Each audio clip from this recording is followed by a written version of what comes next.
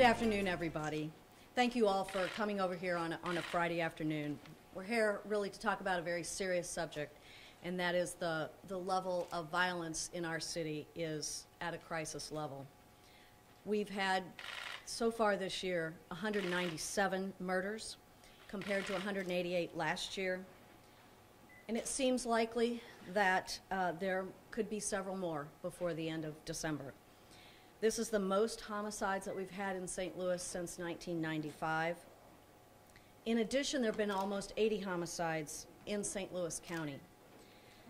There have also been almost 1,000 victims of non-fatal shootings. Tragically, many of these victims will not be able to realize their full potential because of their injuries. Violence increase is happening in major cities across the country: Kansas City, Baltimore, Indianapolis, Philadelphia, Charlotte, their homicides are all also running ahead of last year. This demonstrates the scope of the problem. It does not in any way diminish the seriousness and the very real crisis that we have right here in St. Louis.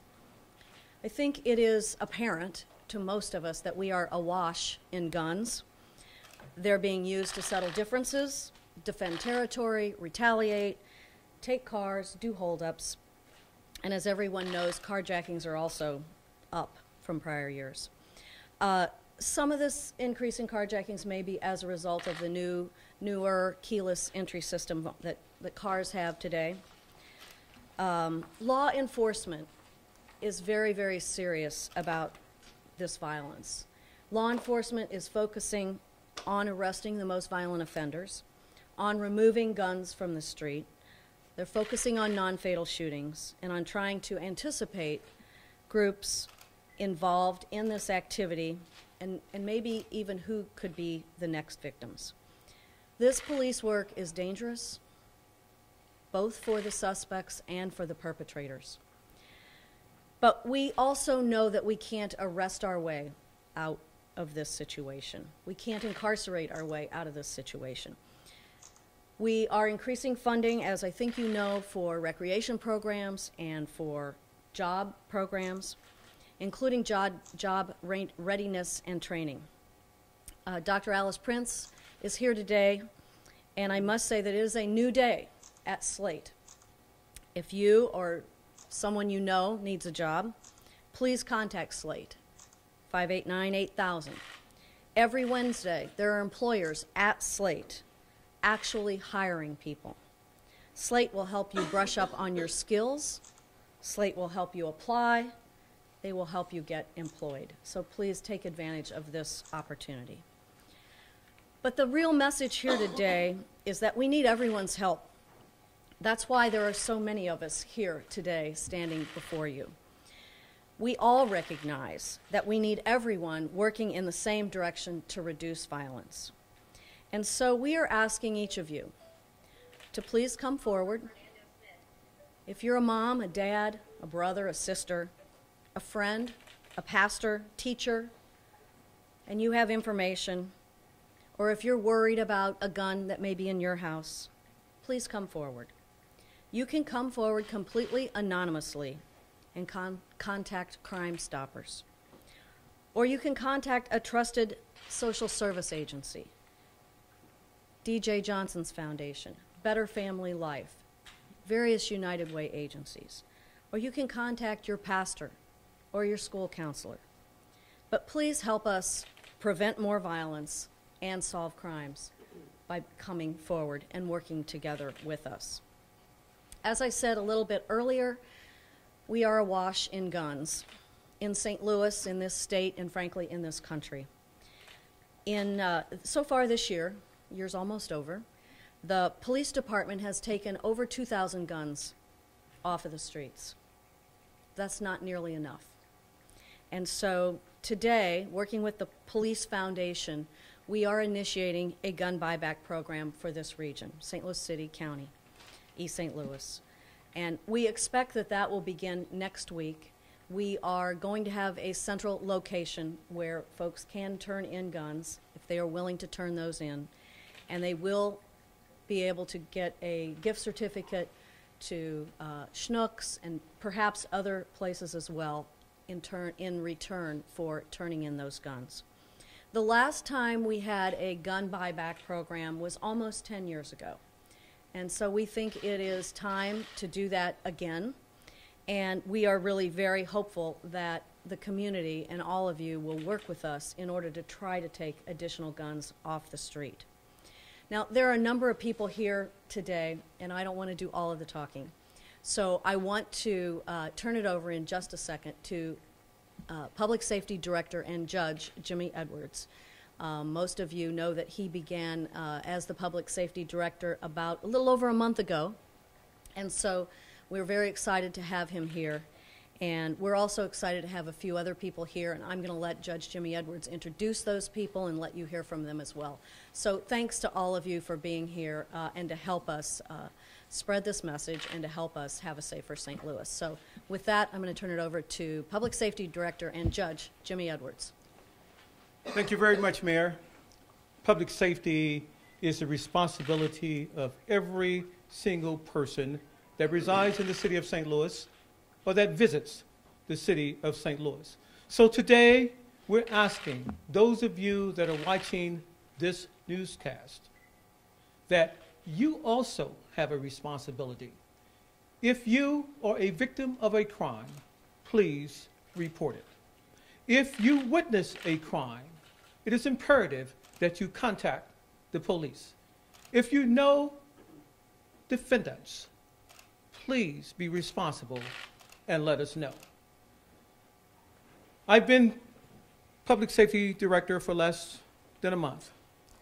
I think that crime solutions and crime fighting is a regional issue. Therefore, I've asked all of the chiefs, St. Louis City, St. Louis County, municipal chiefs, as well as the chief in East St. Louis, to come together and to develop solutions to try to help stem these criminal activities. I've also asked those that are behind me to stand with me alongside of me to ensure that we are able to make our cities safer, and of course, we want you to feel safe. I'm very honored that the Bar Association of the Metropolitan St. Louis has agreed to participate in the gun buyback. So I want to thank the lawyers. I'm so appreciative. The Police Foundation has also agreed to help finance the gun buyback. I believe that that gun buyback program will yield some weapons, if not taken off the street, could result in serious criminal activity. So I'm pleased to have the current U.S. Attorney, Jeff Jensen, standing with us. I'm happy that our Circuit Attorney, Kim Gardner, is also here. Former U.S. Attorney Ed Dowd, who is a lawyer, a member of the Bar Association of Metropolitan St. Louis. And when asked, will you help? Without any hesitation, he simply said, yes. And the many pastors that are standing with us, including other city agencies, all here because we understand that but for us doing this together, we cannot accomplish and make our city the safest that it could be. So I will invite now to have a few words, Jeff Jensen and Demetrius Johnson, followed by Ed Dowd and James Clark, A Better Family Life, and then we'll have a representative of our clergy.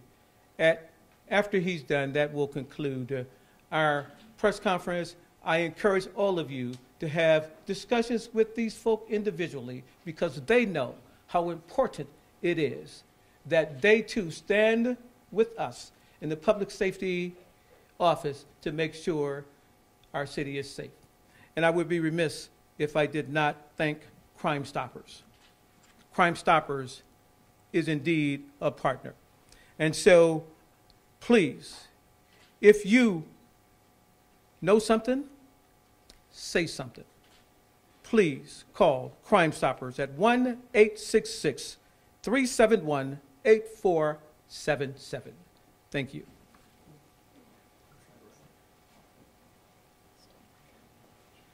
Thank you, Judge. I appreciate that. Demetrius, come on up. Excuse me. Let me first introduce my good friend, Demetrius Johnson. I think he'd like to say a few words. Well, it's truly an honor to be here. When I look around and see the various agencies and the various clergy to come together to try to bring some closure to some things that's going on in our community. One thing we all need to walk away understanding, that we all are one tragedy away from something happening. I mean, the crime, the violence, none of us is immune from that. So we got to be very diligent. We got to do these things like here and bring people together, bring various organizations who normally don't work together for one common goal.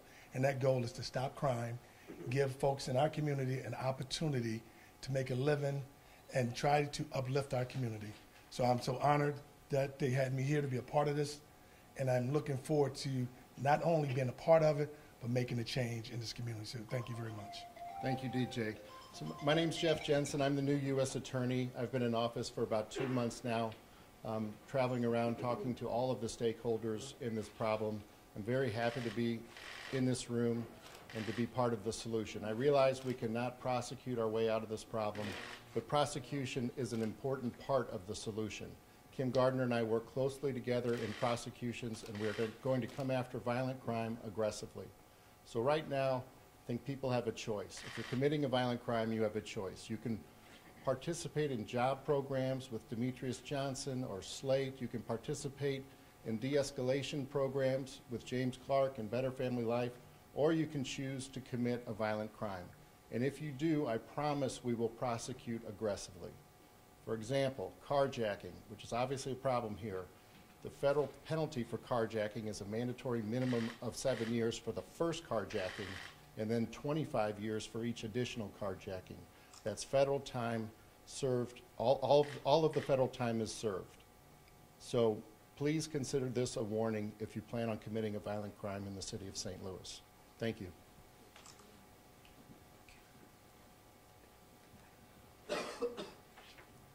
Good afternoon. I'm Ed Dowd. I'm the president of the Bar Association of Metropolitan St. Louis, and with me is Zoe Lindsay, the executive director of the Bar Association of Metropolitan St. Louis. And I was the U.S. attorney under Bill Clinton. I know exactly what Jeff's talking about. The federal government can have a huge impact on this, and so can the lawyers of our community. Gun violence is everybody's problem. No matter where you live here, whether it's in West St. Louis County or in North St. Louis or in East St. Louis, it's everybody's problem. And the lawyers here are going to fund that gun buyback program and try and reduce some of these numbers, some of the violence that we have here. And we're going to stay with it and work with this incredible team. And this is a great overall program that I think is going to really have an impact. Thank you. Good afternoon. First, I want to give honor and thanks to God, who's the giver and the sustainer of all of our lives.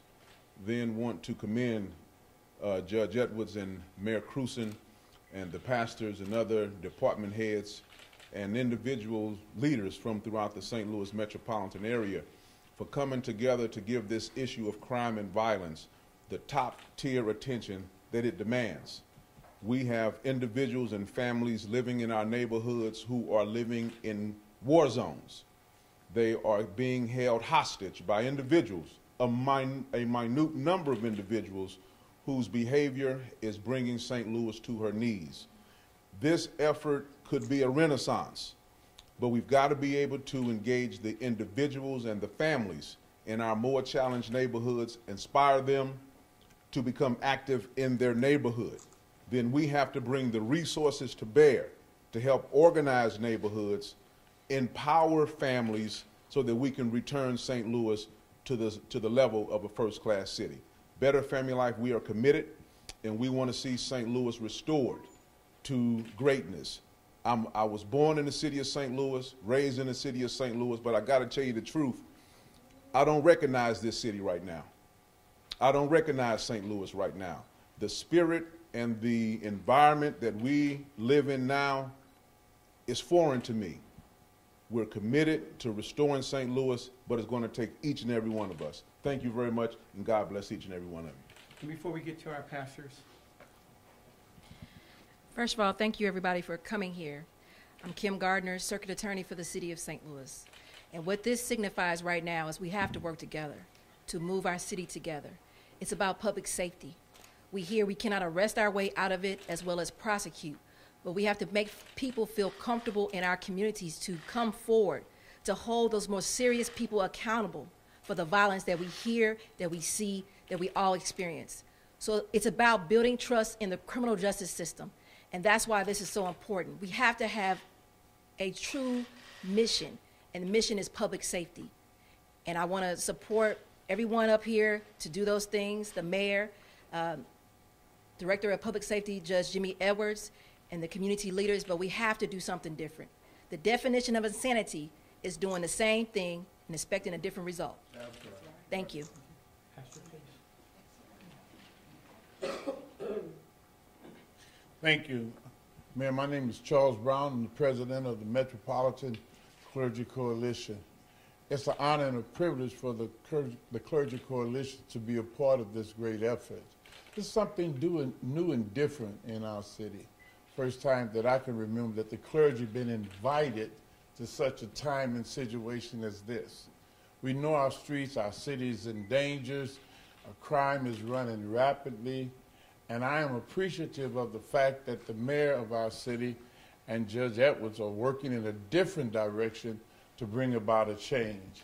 As the Clergy Coalition and President, we're excited to be a part of it, and we want to make sure that whatever we can do, we're excited about doing and willing to work with the city. I do say this, that there are things that needs to be done. And so however we can, talking to the people in our neighborhoods and around our churches, that's a part, that's what we do. As clergy, we are in the neighborhoods. We are talking to the people. We're in the areas where a lot of this stuff is going. And so we try to meet with these gang leaders and people to let them know that we care and we're concerned. And so I thank Mayor Krewson and I thank Judge Edwards for inviting us down for this particular situation and all that's transpiring today. Thank you. Thank you very much, Pastor. Before we end, I just want to really thank our mayor for strong leadership with respect to these issues of public safety and policing. I want to thank all of those that have come out to support us. And of course, I want to thank you, our citizens, our great citizens, for helping us restore the trust and the safety that we all want in our city. That will conclude our press conference. Thank you very much. Thank you all for being here, and if I could just say thanks to everybody who's standing up here with us today. I mean, this is the only way, the only successful way for us to move forward is to move forward together. Thank you all. Can you answer a couple of questions? Where do the guns come from? Can you say that? I'm sorry? Where do all the guns come from that are on the street? Many are stolen. There are other people here perhaps better to answer that question. Maybe Chief O'Toole. You know, a number of the guns are stolen.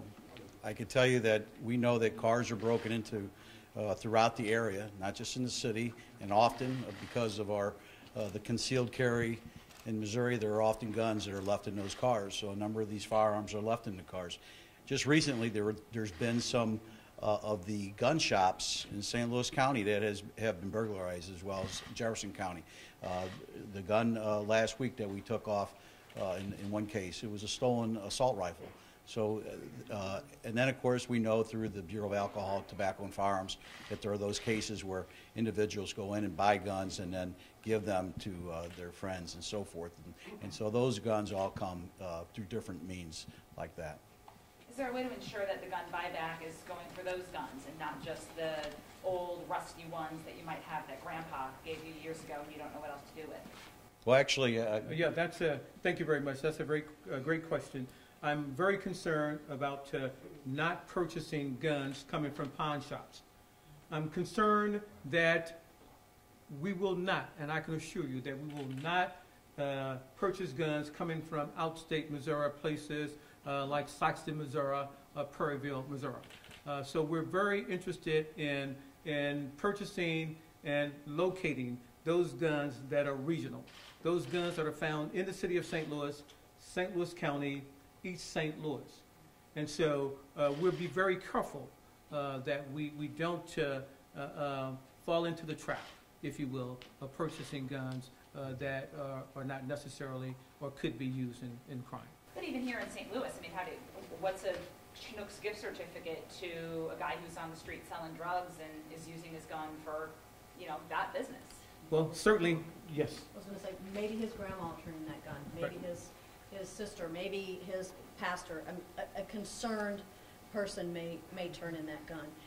And the other thing, I think it is often easy to criticize a gun buyback program, but frankly, if we get 1 or 2 or 10 guns off this street that would have been used in a serious crime, I will consider that a success.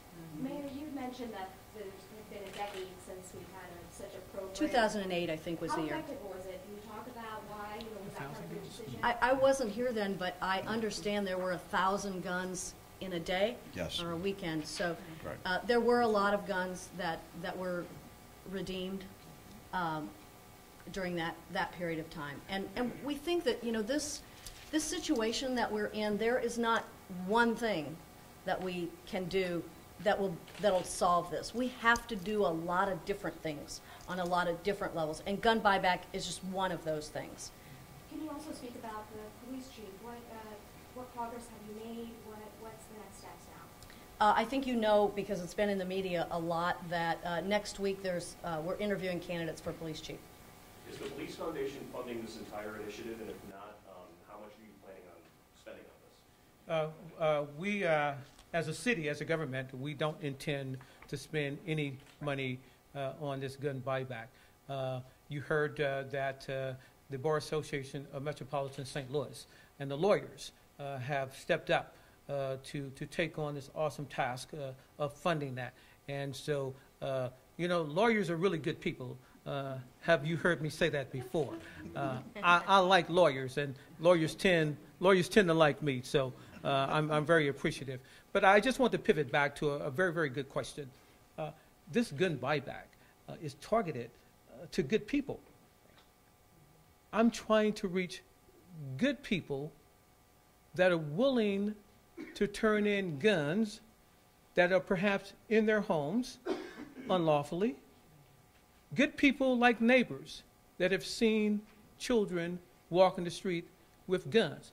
I don't expect the criminals and the crooks to come in here and bring me a gun. I do expect, however, that the good people will tell us where the guns are. Do you plan on running those guns and seeing if they've been involved in any crimes? Well, I think necessarily that any gun that comes to us will be anonymous. Our interest is not to identify people, but it would be less than prudent, or it wouldn't make sense if we didn't run a gun to determine whether there was a crime on it. So it just makes sense to do that, but we're not looking to arrest folk. My message is simple. Mom, grandma, uncle, dad, give us the guns. Give us the guns, because that same gun that is in your house may be a weapon used to hurt someone very badly, or perhaps even your own child.